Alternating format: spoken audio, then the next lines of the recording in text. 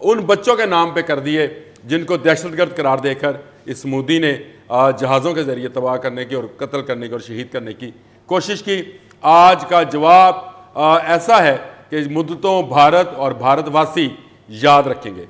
عامر رضا صاحب، آپ نے جو S-400 سسٹم ہے اس کو بڑا زبردست طریقے سے ایکسپلین کیا ہے، اس پر مزید بھی بات کریں گے. ماریہ سلطان صاحبہ کی طرف چلتے ہیں. ماریہ سلطان صاحبہ، S-400 جس طرح سے ابھی عامر رضا صاحب فرما رہے تھے کہ اس پر بہت ناز تھا بھارت کو اور رشیا سے یہ سسٹم خریدا گیا، ایئر ڈیفنس سسٹم ان کا بڑا سٹرونگ ہو جائے گا اور سیف ہو جائے گا، مگر ایسا کچھ نہ ہوا، وہ تو سسٹم ہی تباہ کر دیا پاکستان نے.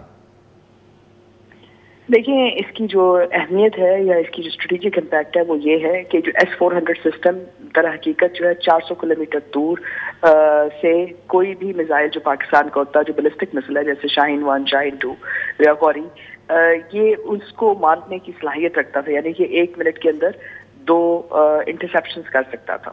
اور 400 کا مطلب یہ ہے کہ اس کے پاس تقریباً 68 بیٹریز جو ہے لگتی ہیں زمین کے اوپر، جو تقریباً 68 میزائلز 1 منٹ کے اندر واپس فائر ہو سکتے تھے. لیکن یہ تمام میزائل جو ہیں اس S-400 جو سسٹم ہے، کمانڈ سسٹم، اس کے ساتھ چلتے ہیں.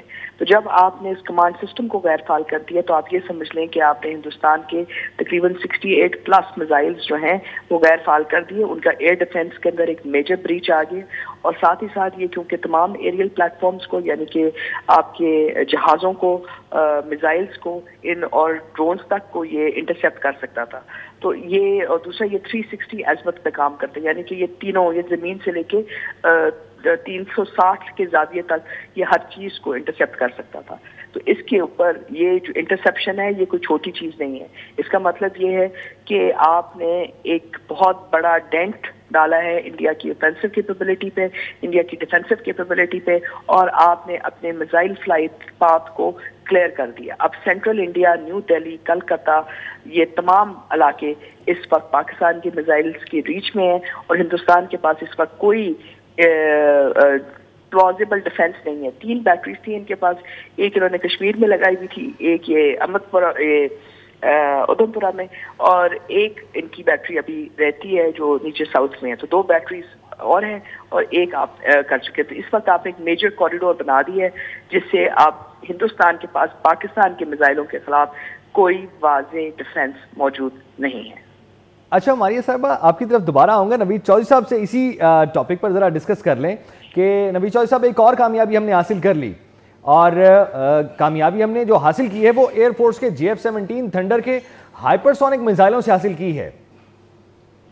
دیکھیں، یہ SU-400 اتنا جامع اور اتنا مؤثر نظام ہے کہ یہ چین نے بھی روس سے خرید رکھا ہے، جس سے آپ اس کی اہمیت کا اندازہ لگا لیں.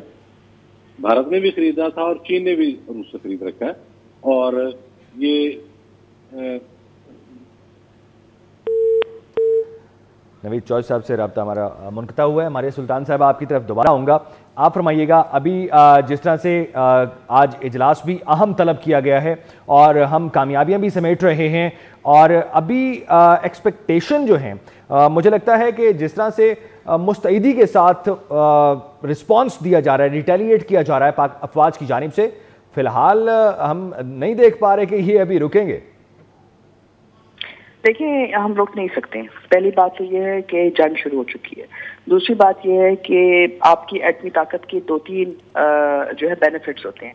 پہلا جو اس کا فائدہ یہ ہوتا ہے کہ آپ جب اس کو ارلی فیز میں ایکٹیویٹ کرتے ہیں، یعنی کہ جیسے کہ یہ صورتحال جنگ سے پہلے ایک طرح سے ہندوستان کے رد عمل سے پہلے، تو اس سے آپ اپنے ملک کو تحفظ دیتے ہیں اور اپنے دشمن کو بھی یہ بات بتاتے ہیں بڑی واضح طریقے سے کہ اگر پاکستان کے خلاف کسی بھی قسم کی کارروائی کی تو اس کا جو نقصان ہے وہ ان کی سوچ اور سمجھ سے زیادہ ہوگا.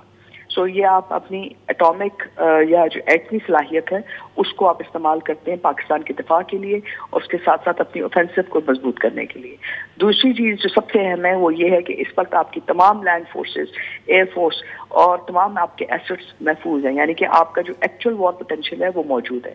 تیسرا یہ کہ آپ نے تمام تر وزن اس وقت نیکسٹ ایسکلیشن کا ہندوستان پہ ڈال دیا ہے اور بین الاقوامی دنیا پہ ڈال دیا کہ کیا وہ اس وقت اس خطے کے اندر ایک ایٹمی جنگ چاہتے ہیں، اور اگر ایک ایٹمی جنگ چاہتے ہیں تو آپ اس ایٹمی جنگ کے لیے تیار ہیں۔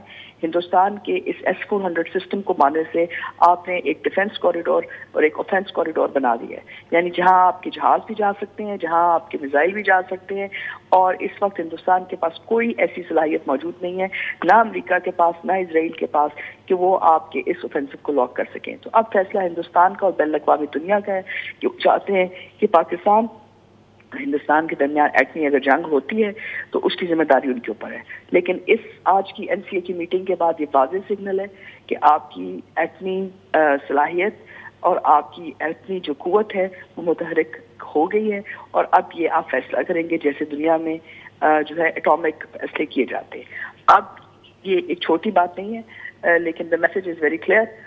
یا تو انٹرنیشنل آرگنائزیشنز اور انٹرنیشنل ادارے اس بات کو سمجھیں، یا پھر وہ انتظار کریں کہ نیو دہلی اٹھتا ہے تو اس کے بعد پھر ہم دیکھتے ہیں۔ تو G7 ممالک کیا رول پلے کر سکتے ہیں؟